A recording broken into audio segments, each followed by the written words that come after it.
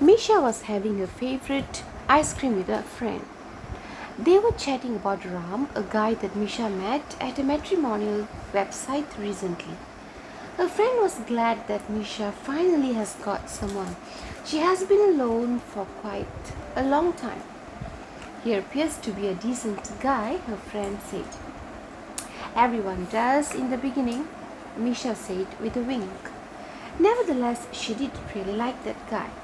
He was soft spoken, funny, and above all had time for her despite his busy schedule. Things really went on very well. Misha truly cared for him. After 2 months, suddenly one day, he asked her if she could send him some money, as he was having some financial issues in his company. She was taken aback for a moment. She immediately remembered her past relationship where she was merely used as a cash cow. She didn't want history to repeat. She actually didn't have the amount he was asking anyways.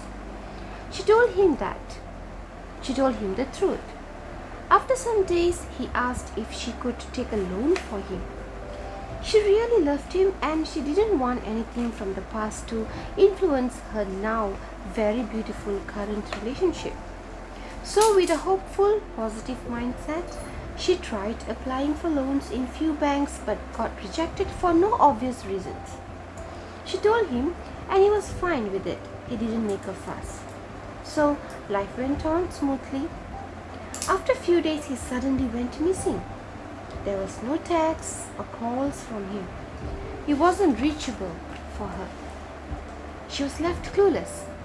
After a few days, he contacted her back and said that he had some issues with his phone. She trusted him. It was unfair to doubt him just because of a past experience, right? Their relationship went on very smoothly.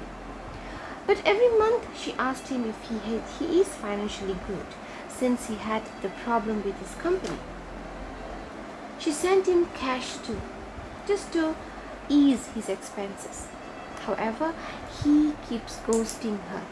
He goes missing every now and then for days.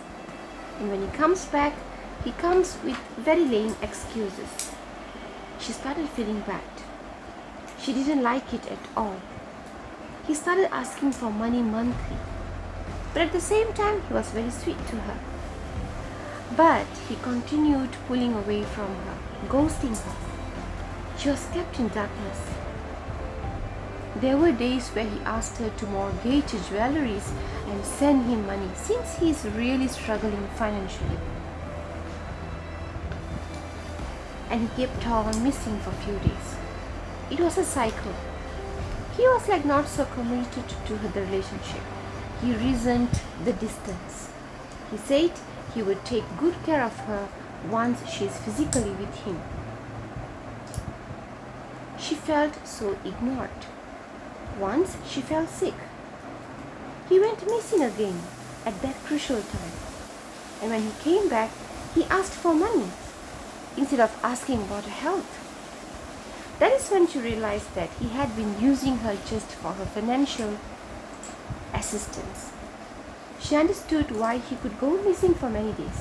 She understood how he could ignore her so much. She slowly renounced herself from him. When he goes missing, she left him. She stopped initiating conversations, asking him for explanations, or even fighting or sulking.